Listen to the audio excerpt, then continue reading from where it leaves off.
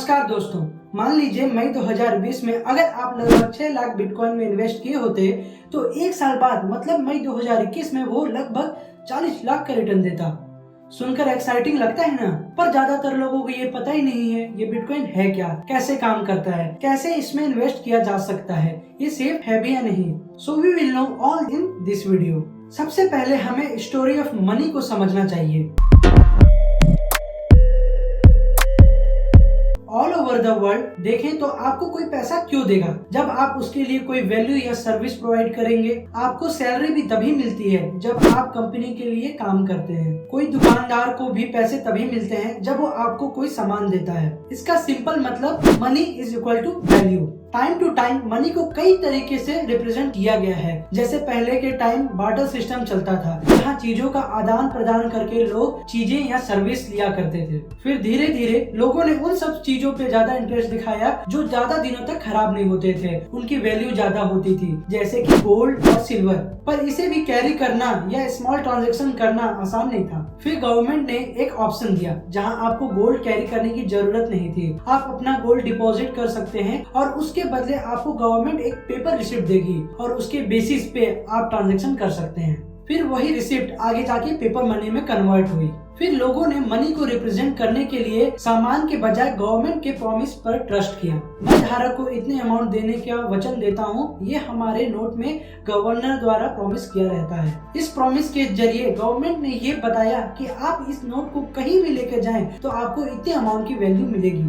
इसके बाद fiat money का कॉन्सेप्ट आया, जहाँ सरकार जितनी चाहे उतनी अपनी मर्जी से नोट छाप सकती थी। पर इसमें भी प्रॉब्लम था, जहाँ ज्यादा नोट प्रिंट करने से ऑटोमेटिक करेंसी की वैल्यू गिर जाती थी या अल्टीमेटली महंगाई बढ़ जाती थी। जो कि ये पूरा सिस्टम गवर्नमेंट यानी आरबीआई के पास सेंट्रलाइज्ड है। वो जब चाहे आपके ट्रांजेक्शन के रिकॉर्ड बैंक से ले सकता है, या फिर जिस गवर्नमेंट प्रॉमिस से करेंसी की वैल्यू है उसे जब चाहे गवर्नमेंट डिनाई भी कर सकता है। जिसका एग्जाम्पल 8 नवंबर 2016 के डीमोनेटाइजेशन में देखा गया था। ये सब होने के बाद फिर जाके क्रिप्टो करेंसी इंट्रोड्यूस हुआ। जैसे पैसे के अंदर इंडियन रुपीस, डॉलर्स, यूरोज हैं, वैसे ही क्रिप्टो करेंसी के अंदर कई सारे क्रिप्टो करेंसीज हैं। फिर इन सारे प्रॉब्लम को सॉल्व करने के लिए संतोशी नाकामोटो नाम का एक इंसान, जिसका आज तक पता नहीं चला कि एक्चुअली वो है कौन, उसने एक क्रिप्टो करेंसी को बिटकॉइन नाम देकर एक पेपर पब्लिश करके अक्टूबर 2008 में इंट्रोड्यूस किया। इनिशियली बिटकॉइन सिर्फ एक टोकन के फॉर्म में सिक्योरिटी पेमेंट ट्रांजैक्शन के लिए बना था, जैसे हम पेमेंट वॉलेट या फोन पे वॉलेट इस्तेमाल करते हैं। पर आज ये ह्यूज इन्वेस्टमेंट का जरिया बन चुका है।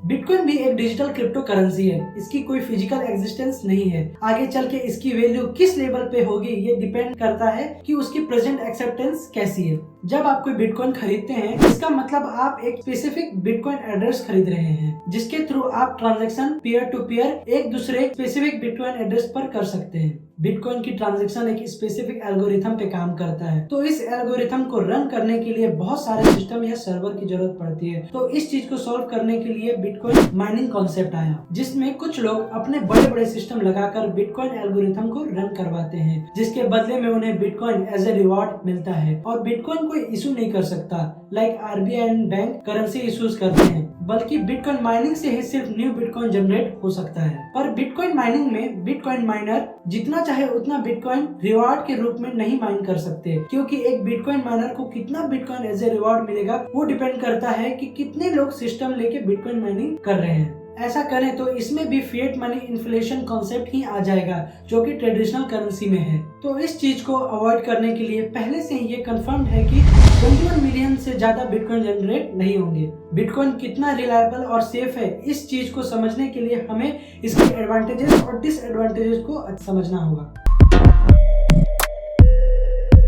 फर्स्ट, जो कि बिटकॉइन डिसेंट्रलाइज्ड है, इसे कोई सिंगल इंस्टीट्यूट रेगुलेट नहीं करता, बल्कि लाखों लोग इसे एक साथ डिमांड और नीड के ब्लॉकचेन के बेस में चलाते हैं, जिससे इसका डेटा किसी एक जगह स्टोर नहीं होता, बल्कि लाखों सिस्टम में स्टोर होता है। तो कोई चाहे तो इसका कंप्लीट डाटा नहीं ले सकता या कोई इसे हैक नहीं कर सकता। जो कि पहले से ही कंफर्म्ड है कि सिर्फ 21 मिलियन बिटकॉइन होंगे, जिससे कि फिएट करेंसी कॉन्सेप्ट की तरह जितना चाहे उतना बिटकॉइन जनरेट नहीं किया जा सकता। और इसी चीज से बिटकॉइन की वैल्यू में सर्कुलेशन नहीं होता है। Bitcoin peer to peer blockchain में काम करता है। इसमें कोई इंटरमीडिएट नहीं होता। जैसे 500 या 1000 की नोट की तरह इसमें डिमोनेटाइजेशन करके इसकी वैल्यू पर्टिकुलर इंस्टीट्यूट नहीं गिरा सकती या नहीं कम कर सकती। बिटकॉइन हाई रिस्क तो है ही, पर ये बहुत अच्छा रिटर्न देता है। जैसे कि मैंने बताया था, अगर आप मई 2020 में इसमें 6 लाख इन्वेस्ट किए होते तो आज मई 2020 में ये आपको लगभग 40 लाख का रिटर्न देता। इसके कई डिसएडवांटेजेस भी हैं। पहली चीज, बिटकॉइन हर जगह एक्सेप्ट नहीं होती। दूसरी चीज,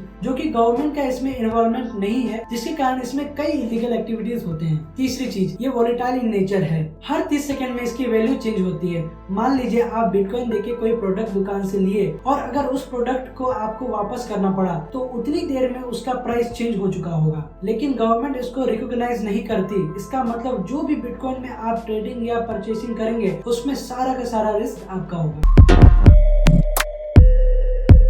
इन सब चीजों से ज्यादा इम्पोर्टेंट ये है कि बिटकॉइन इंडिया में लीगल है भी या नहीं। तो बिटकॉइन इंडिया में लीगल है। 5 अप्रैल 2018 को आरबीआई ने सारे बैंक को नोटिस जारी किया, जिसमें ये मेंशन था जितनी भी एंटिटीज क्रिप्टो में डील कर रही है उनको आप अपनी सर्विस न दें। फिर 2019 में इंटरनेट एंड मोबाइल एसोसिएशन ने पिटीशन फाइल किया सुप्रीम कोर्ट को चैलेंज करते हुए in the legality of crypto currency. फिर बिटकॉइन को एक्सेप्ट किया गया और आरबीआई को अपनी गाइडलाइन हटानी पड़ी। बिटकॉइन को आप दो तरह से यूज कर सकते हैं। तो आप इसे ट्रांजैक्शन कर सकते हैं, लेकिन इसकी एक्सेप्टेंस अभी बढ़ी नहीं है तो ये हर जगह यूज नहीं होता। दूसरा, आप इसमें इन्वेस्टमेंट कर सकते हैं, जो कि आज के टाइम पे ज्यादातर लोग यही कर रहे हैं। Elon Musk, Facebook, Messi, PayPal जैसे कई बड़े एंटिटीज इसमें इन्वेस्ट कर रखे हैं। तो आप भी चाहें तो क्रिप्टो करेंसी में इन्वेस्ट कर सकते हैं। बिटकॉइन में ट्रेड करना बहुत आसान है। ये बिल्कुल यूपीआई की तरह काम करता है। अगर हमारे पास किसी का यूपीआई आईडी है तो हम उसे पैसे ट्रांसफर कर सकते हैं या हम अपना यूपीआई आईडी बताकर पैसे रिसीव कर सकते हैं। उसी तरह बिटकॉइन के लिए बिटकॉइन आईडी होता है, जिसे हम किसी भी बिटकॉइन एक्सचेंज प्लेटफॉर्म में लाइक वजीरेक्स, कॉइनस्विच, कुबेर से बिटकॉइन आईडी बना सकते हैं। और जैसे यूपीआई ट्रांजेक्शन कंप्लीट करने के लिए यूपीआई पिन की जरूरत होती है, उसी तरह बिटकॉइन ट्रांसफर करने के लिए बिटकॉइन प्राइवेट की जरूरत पड़ती है। बिटकॉइन एक बार ट्रांसफर हो जाए तो इससे रिटर्न नहीं किया जा सकता, क्योंकि बिटकॉइन आईडी के पीछे कौन है इसका इन्फॉर्मेशन कभी पता नहीं चलता। क्रिप्टो करेंसी में बस बिटकॉइन ही नहीं बल्कि कई क्रिप्टो करेंसी हैं, like Ethereum, Litecoin, Dogecoin and many more. I hope अब आप बिटकॉइन को समझ पाए होंगे। अगर इस वीडियो से आपको कोई भी वैल्यू या इन्फॉर्मेशन मिलती है तो इसे ज्यादा से ज्यादा शेयर करिए। मिलते हैं नेक्स्ट वीडियो में, तब तक क्रिप्टो में सेफ इन्वेस्टमेंट करिए।